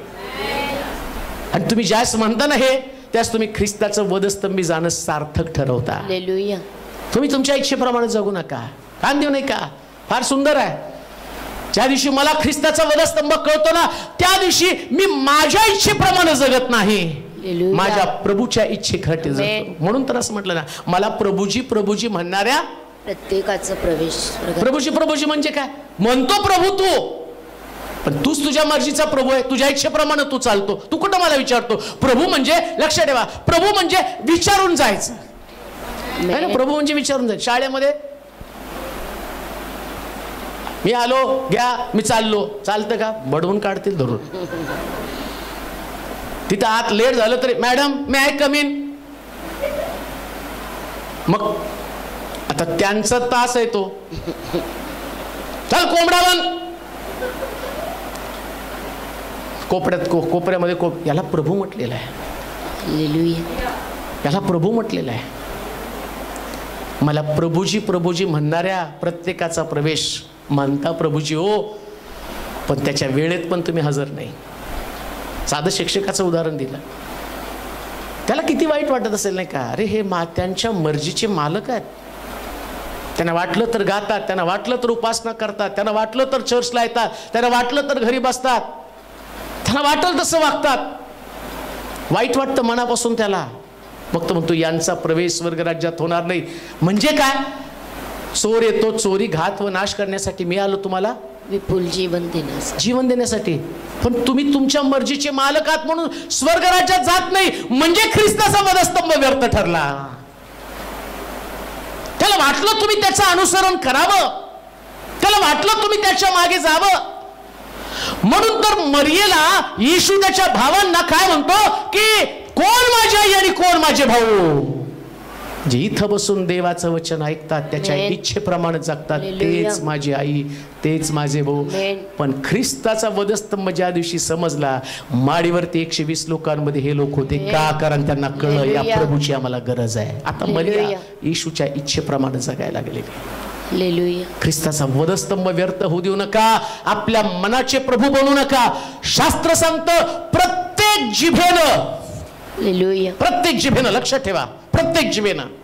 या लहान लेकरापासून तुमची लेकरं जशी आज मंदिरात बसलेत ना, तसंच त्यांना बसता आलं पाहिजे. आमेन. तसंच तुमच्यासारखंच बरं का, तुमच्यासारखंच. तुमची लेकरं तुम्हाला त्यांना ट्रेन करता आलं पाहिजे. परमेश्वराच्या घरात कसं बसायचंय त्याला शिकवलं पाहिजे तुम्ही. तुमची लेकरं जर तिकडं बागेत फिरल्यासारखं चर्चमध्ये फिरायला लागली, ख्रिस्ताचा वधस्तंभ व्यर्थ ठरणार आहे. प्रॅक्टिकल आहे बरं का, मी मनचं नाही सांगत, हे मी प्रॅक्टिकल आहे. ठीक आहे, त्यांना समज नाही, त्यांना बुद्धी नाही, आज त्यांना कळत नाही, पण तुम्हाला बायबल कळतं ना, देवाचं वचन कळतं ना. तुम्ही त्याला घरात कसं कोपऱ्यात बसवतं ना, तसं त्याला ट्रेनिंग देऊ ना. अहो तुम्ही पाहुणे आल्यावर सुद्धा सांगता ना, बाळा हे नाही बोलायचं, बाळा ते नाही बोलायचं. आणि तुमचं किती पण अर्धान पोरग असलं तर तेवढ्या वेळ शांत बसतं तिथं. का? कारण आई वडील चोपून काढतात नाही का. आणि त्याच्यानंतर घरी गेल्यावर गोंधळ झाल्यास ते घालतं. का? कारण तुम्ही त्याला शिक्षण दिलेलं आहे. तशीच आमची लेकरं लहानापासून मोठ्यापर्यंत प्रत्येकाला आम्हाला ट्रेन करायचं. प्रत्येक जीवेनं कबूल करावं. काय? तो प्रभू आहे, येशू प्रभू आहे. त्याला सांगितलं पाहिजे, बाळा तिथं चर्च मध्ये तो प्रभू आहे, देवा बघतो, देवा बघतो. बरेच पाळक माझ्या नावाने दम द्यायला बघतात, राष्ट्र येतील बरं का. हा सांगतात अजून मला, तुमचं नाव काढलं की घाबरतो. मी म्हटलं आता गब्बरच आहे, मी 50,000चे इनाम ठेवले माझ्यावर. माझ्या नावानं काऊन, पण दम देऊन त्यांना बसवा, कारण ते देवाचं घर आहे. इथे तो प्रभू आहे. आमेन. आणि तो आम्हाला निहाळतो. तुम्हाला माहिती का, मी मंच नाही सांगत, 1 मिनिटामध्ये संपवतो. यशकेलच्या पुस्तकामध्ये असं म्हटलं की सगळ्याच्या कपाळावर चिन्ह कर. 9वा अध्याय, मला असं वाटतं 4 वाजण्यापासून पुढं वाचता का, बालके अब्रके असं काही लिहिले तिथं. 9वा अध्याय यशकेल 9:4 पासून. परमेश्वर त्याला म्हणाला, नगरामधून यरुशलेमेमधून जाऊन जी माणसे आपल्यात होत असलेल्या कृत्यामुळे, अमंगळ कृत्यांमुळे उसासे टाकून विलाप करीत आहे, त्यांच्या कपाळावर चिन्ह कर. मला ऐकू येईसे तो त्या बाकीच्याच म्हणाला, त्याच्या मागून नगरात जा व संवार करा. कृपादृष्टी करू नका, गय करू नका. वृद्ध तरुण व कुमारी मुले व स्त्रिया यांची निकालस कत्तल करा. मुले म्हणजे छोटी मुलं, म्हणजे छोटी मुलं. कारण तरुण आणि तरुणी दिलेत की नाही दिले. मग आता मुलं कशाला वेगळी दिली त्यांनी? म्हणजे ज्यास देव शासन करतो ना, त्यास लेकरांची सुद्धा गय करत नाही. हे बायबल मधलं सांगतो, इकडचं तिकडचं नाही सांगत. लेकरांचं, लहान लेकरांचं संबंध नव्हतं म्हटलं. म्हणजे देवाच्या घरामध्ये त्याला प्रभू म्हणत असताना काय रिस्पेक्ट असला पाहिजे. म्हणून सांगावं लागतं. सांगायची वेळ नाही आली पाहिजे. मोबाईल सायलेंट करा, खुर्च्या सरकू नका. अहो आल्यावरच ते असलं पाहिजे वातावरण, पावित्र्य, शुद्धता. मला देव पाहतो असं लिहिले. संवार दूताला तिथं पाठवायला सुरुवात केली. कशाला? दंड द्यायला, कुणावरती? कपाळावरती चिन्ह करायला. लक्षात ठेवा, ज्यास तुम्ही परमेश्वराच्या घरामध्ये असताना, त्यास परमेश्वराच्या घरामध्ये एक तर तुम्ही आशीर्वादित होणार आहात, किंवा तुम्ही दंडासाठी वेगळे केले जाणार आहात. येते का लक्षात तुमच्या? ख्रिस्ताचा वधस्तंभ व्यर्थ कोण ठरवतं? बायबल सांगतं, जे लोक आणि जी जिव्हा कबूल करत नाही आणि जे गुडघे टेकले जात नाही, ते ख्रिस्ताचा वधस्तंभ व्यर्थ ठरवतात. मग त्याच्यात लहान लेकरांचा सुद्धा उल्लेख केलेला आहे. बालक तानेले, वृद्धांना सुद्धा सोडलं नाही. कसला देव आहे हो? आम्ही तो देव प्रेमळ आहे, देव प्रेमळ आहे. अहो एकच स्वरूप नका बघू, देवाचे वेगवेगळे स्वरूप स्वभाव आहे. आमचा देव हा फार डिसिप्लिनचा देव आहे बरं का, शिस्तीचा देव आहे, खूप शिस्तीचा देव आहे. अशी वचनं त्यांनी नसती लिहिली. मग तर आता जुना करात लिहिलं, मग नव्या करात नाही हो, काढून टाका. हे प्रकटीकरणाच्या पुस्तकात पण दिलं, कोणाची गय नाही, जागच्या जागी मरून पडतील सगळे. देवाचं स्वरूप बदललेलं नाही बाब, त्याने पाप क्षमा केली. आता तुम्हाला नव्यानं काय, तुम्हाला जे करायचंय ते काही वेळ प्रभू समोर करायचं ना. देव पाहतो ना आम्हाला, देव पाहतो. अहो इकडं जराशी लेकरं त्या भिंतीजवळ गेली तर मी अस्वस्थ होतो, मला प्रिचिंग करू वाटत नाही का, तर डिस्टर्ब होतो मी. ज्याची उपासना केली तो देव तर किती भारी आहे.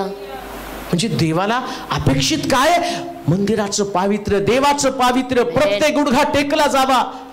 सांगण्याचं तात्पर्य हे प्रॅक्टिकल तुमच्या जीवनामध्ये आहे. काय करायचं तुम्हाला, त्या संस्कारामध्ये वाढायचं, त्या भयामध्ये, त्या देवाच्या घरामध्ये. म्हणून लक्षात ठेवा, लेकरं देवाच्या मंदिरात आणत असताना त्यांना ट्रेन करून घेऊन या. आज नाही, उद्या, 2 दिवसांनी, महिन्यानं, 2 वर्षानं, 3 वर्षानं, पण ती देवाच्या भयात वाढतील.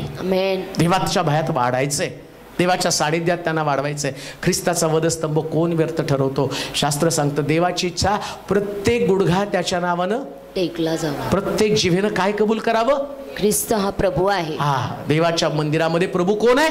येशू. आम्ही आमच्या मर्जीचे मालक नाही. प्रभू करो आम्हाला ख्रिस्ताच्या वधस्तंभाचं शिक्षण आमच्यासाठी सामर्थ्य अशा प्रकारचं बनव. आपले डोळे आपण बंद करू, आपल्या जागेवरती उभं राहूया, आपल्या मान आपण झुकूया, आपली मस्तक आपण लावूया. येशू ख्रिस्त वधस्तंभी जाण्याचा हेतू, त्याचा उद्देश आम्हाला समजलेला आहे. आणि या सगळ्या उद्देशामध्ये आता मी माझी तपासणी करायची, माझ्या कुटुंबाची, माझ्या घराची तपासणी मला करायची. शुभवर्तमान सांगणं म्हणजे प्रभू येशू ख्रिस्ताला गाजवणं, वधस्तंभावरचा ख्रिस्त गाजवणं. किती लोकांना मी शुभवर्तमान सांगितलं, आणि जर माझ्याकडनं एकाही व्यक्तीला शुभवर्तमान सांगितलं गेलं नाही, ख्रिस्ताला वाईट वाटतं. अरे मी या सगळ्यांसाठी वधस्तंभावरती प्राण अर्पण केला, परंतु यानं माझं वधस्तंभावरचं मरण संकुचित केलेलं आहे. आज दुपारी आम्ही स्वतःला सावरूया, करार निश्चय करू, मी बाहेर जाईल त्यास माझ्या कुटुंबातल्या प्रत्येक व्यक्तीला शुभवर्तमान सांगेल. माझे नातेवाईक, माझे मित्रगण, माझे शेजारी, ज्या लोकांशी माझा संबंध आहे, अशा सगळ्यांना मी शुभवर्तमान सांगण्याचा प्रयत्न करेल. नवे मी सांगेलच. वधस्तंभ वैर भाव नष्ट करतो. आमच्या अंतःकरणात नक्कीच कोणाविषयी तरी वैर आहे. आम्ही स्वतःची फसवणूक करू, पण देवाचं वचन हे परीक्षक आहे, ते आम्हाला आठवण करून देत आहे. आज देवाच्या मंदिरातनं बाहेर पडण्याच्या अगोदर ज्या लोकांपर्यंत हा संदेश आला, त्यांनी तो संदेश ऐकल्याबरोबर प्रभू तुमच्याकडनं अपेक्षा करत आहे, एक कॉल करा, एक फोन करा आणि वैर संपुष्टात आणून टाका. यातना भोगत असताना सुद्धा ख्रिस्तानं मनुष्याचा आणि देवाचा समेट केला, त्यांच्यातलं वैर संपून टाकलं. समेटासाठी पुढे जा. प्रत्येक गुडघा टेकेल, प्रत्येक जीवा कबूल करेल, तो ख्रिस्त जिवंत देवाचा पुत्र आहे. माझ्या कुटुंबातले लोक आज जर परमेश्वराच्या घरामध्ये नाही, उपासनेचा भाग ते नाही, तर ख्रिस्ताचा वधस्तंभ व्यर्थ ठरलेला आहे. ते प्रभू म्हणून जगामध्ये, आपल्या कामात, स्वतःच्या जीवनामध्ये एवढे अडकून गेलेले आहेत की प्रभूचं महत्व ते विसरून गेलेले आहेत. त्यांच्यासाठी रद्दबदली करा. हे सर्व समर्थ देवा, नम्रतेने मी तुझ्या समोर येत आहोत. आमचं समर्पण तुला करतो प्रभूची. जगात सगळीकडे ख्रिस्ताचं वधस्तंभी जाणं याच्याविषयीचं मनन करत आहे, परंतु हेतू बाजूला गेलेला आहे, उद्देशच बाजूला गेलेला आहे. ज्या कारणानं ख्रिस्त वधस्तंभ गेला ते कारण लोक विसरून गेले आहेत. त्याच्यामुळे मंडळांमध्ये भांडण आहेत, परिवार विखुरलेला आहे, कुटुंबातल्या लोकांचं एकमेकाशी पटत नाही, वैर त्यांच्यामध्ये आहे. परंतु मी तुझा दास या नात्यानं रदबदली करतो, प्रार्थना करतो. आजच्या संदेशानं त्यांची मनस्थिती बदलून टाक, त्यांच्या विचारांमध्ये फरक कर प्रभूजी. काय करायचं याची जाणीव त्यांना होऊ दे. प्रत्येक मंडळीतनं शुभवर्तमान बाहेर पडलं जाऊ दे, प्रत्येक मंडळीतनं तुझं वचन बाहेर पडलं जाऊ दे. आणि जे चांगलं ते दृढ धरून प्रभूची इच्छा, प्रभूची योजना समजून घेण्यासाठी सहाय्य कर. जे लोक मोठ्या लांबून आशेने या ठिकाणात आलेले आहेत त्यांना तृप्त करून पाठव. आणि जे लोक मला फेसबुक, यूट्यूब, गुगल मीटच्या माध्यमातून जॉईन आहेत प्रभूजी, त्यांची देखील भेट घे.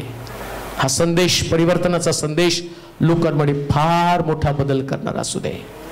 तुला धन्यवाद देत, तुझी स्तुती करत, येशूच्या नावात ही प्रार्थना विनवणी केली म्हणून तो ऐक. आमेन. आता देवबापाची प्रीती, प्रभू येशू ख्रिस्ताची कृपा, पवित्र आत्म्याची सहभागिता तुम्हा सर्वांबरोबर आता आणि सदा सर्व काळ असो. आमेन. आमेन. पुढच्या